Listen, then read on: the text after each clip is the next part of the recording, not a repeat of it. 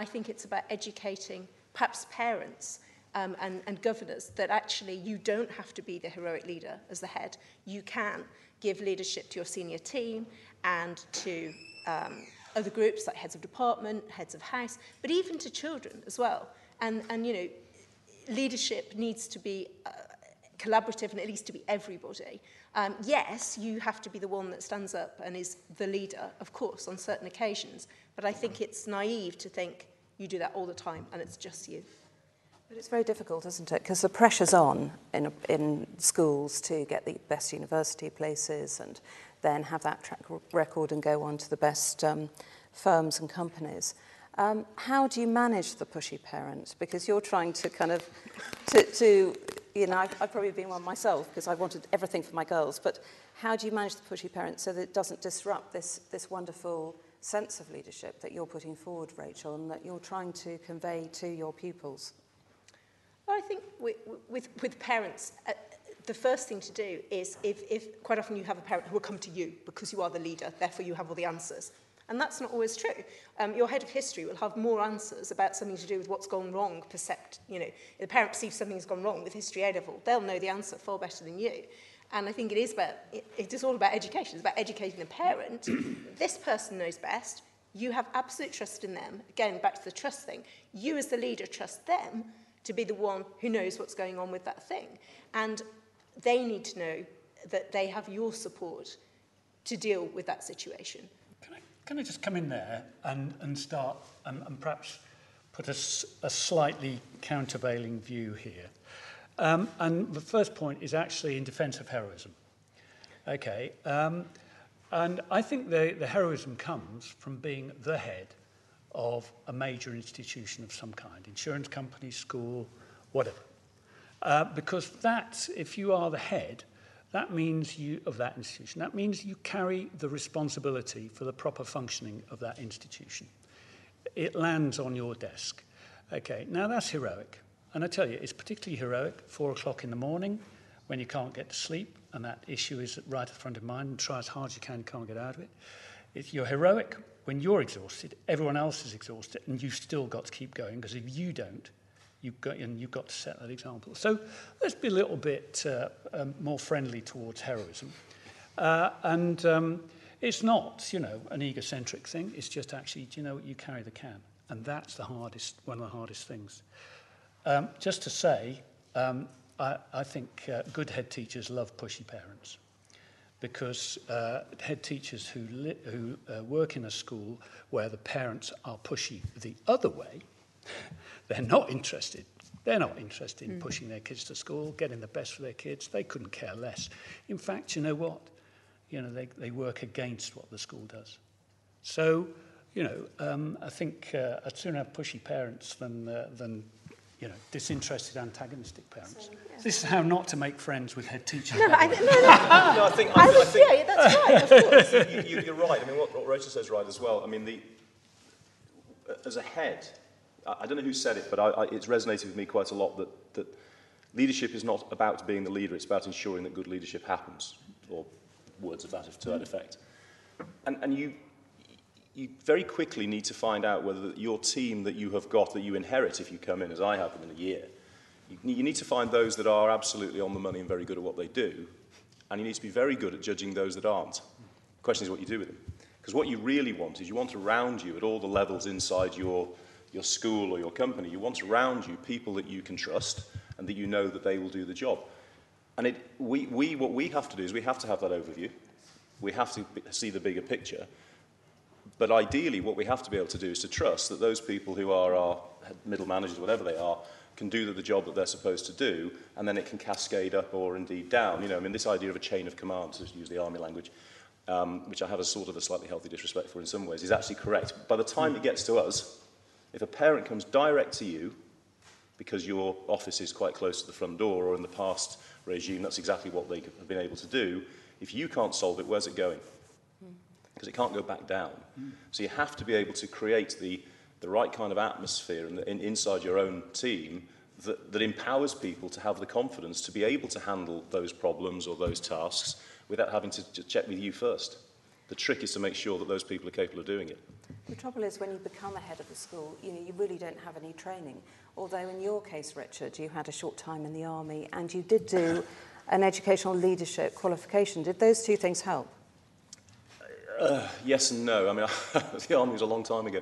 I suppose the one thing that it does give you is the sense that you need to be able to do the thing as well. I'm not communicating that very well. You need to be able to see what other people do and to have the ability to understand what their jobs are as well. You might not be able to do them. I can't understand timetabling. I know what it is, but I have no idea how you do it. Couldn't tell you. But I do have somebody who's very good at that. But I understand the outcomes. So what it is, you've got to be able to drill down and understand what they are doing and what it is like for them. And when you go to the level that we're at, you can use those little tricks. I take cover lessons. It's a quick win for me, actually, because if I do a Friday afternoon cover lesson, I'm really popular.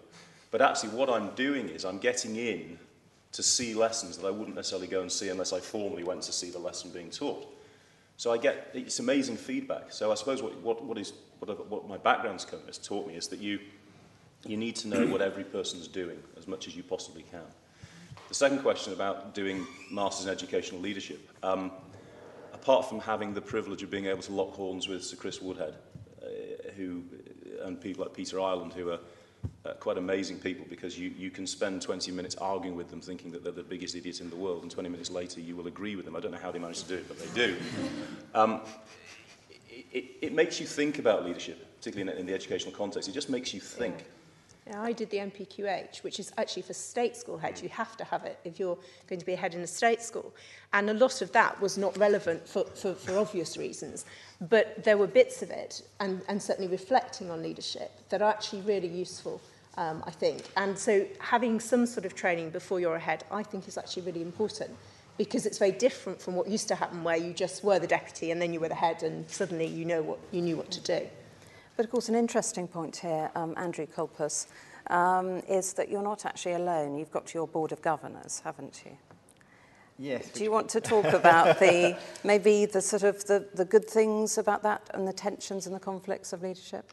And obviously the good part of it is that you've got your governors who should be sort of having the same vision and sort of hopes for the school and wanting to develop that as the sort of where the school is going for the future. I think sometimes there can be a tension there. On one hand, it seems simple that you've got governors doing the governance and you've got your leadership head and their leadership team doing the sort of the management of the school, maybe. But of course, there's always going to be that grey issue. Where does something lie in governance and where it lies in management? And I think it comes back to a word that's been used already in terms of communication. And I think kind of sometimes you've got to work through that in terms of the sort of probably the key relationship of head and chair of governors. And that takes time. There has to be that level of trust there that you can say to each other exactly sometimes what does need to be said. And where in the sort of 2 years of my headship, there's been a couple of times when there may be something which I felt shouldn't have perhaps been discussed at governance, that was perhaps bordering into my area. And I thought sometimes we've had to sort of sit down, and sometimes it's been a very useful conversation perhaps to understand where the governors are coming from. I think every school probably has a slightly different governing body, and they will probably come with slightly different agendas. Obviously, sometimes some schools will have parents on their governing body. They may have a particular agenda from a sort of a parental point of view, or what their son or daughter's interests are. Also, I think sometimes you can have people who bring a lot of expertise, maybe from their business life, outside of education, which can be very useful.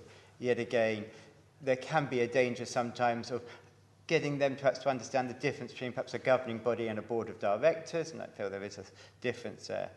And I suppose I would always encourage, and one of the things we've tried quite hard for the last couple of years is to make sure our governors are trained. So for the independent sector, there's the Association of Governing Bodies of Independent Schools, and actually getting governors to go on courses like that, I think has been very worthwhile for them to understand the role of governance, and perhaps understand some of the sort of maybe the pressures that are in the sort of management of the school and in that leadership roles, which they may not fully understand.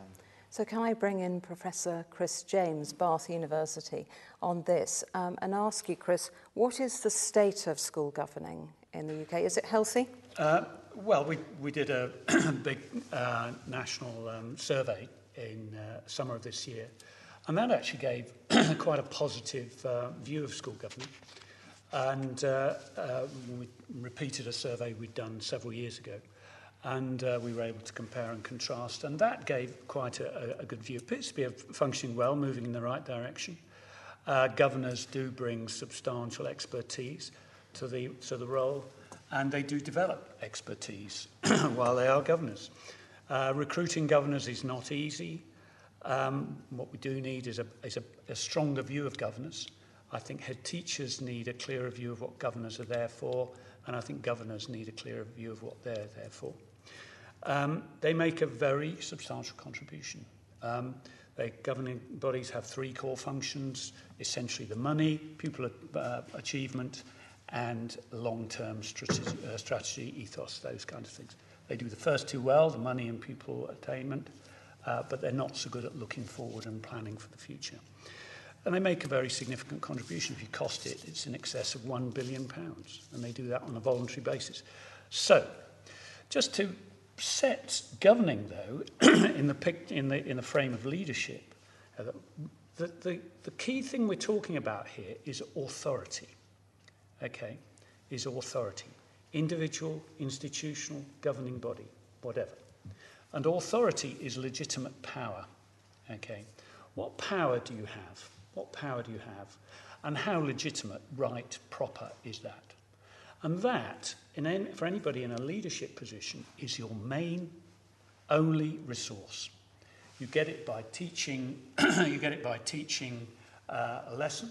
Oh, he's all right. He teaches a lesson last thing on Friday. You get it by dealing with difficult parents. Gosh, you fended off those parents. You should have seen the mood they were in.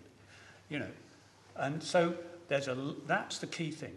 And that legitimacy of the individual's power spins out then into the legitimacy of the institution. And that's what governing bodies do, Heather.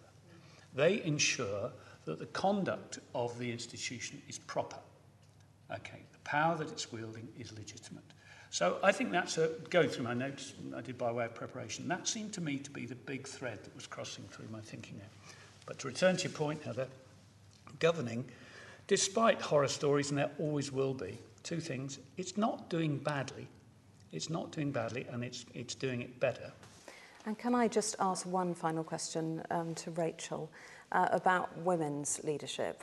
We've talked a lot about women in leadership, and in some senses, you know, we're talking about those sort of traditional soft skills that have been plonked on women. Apparently women are good at those and men not so good.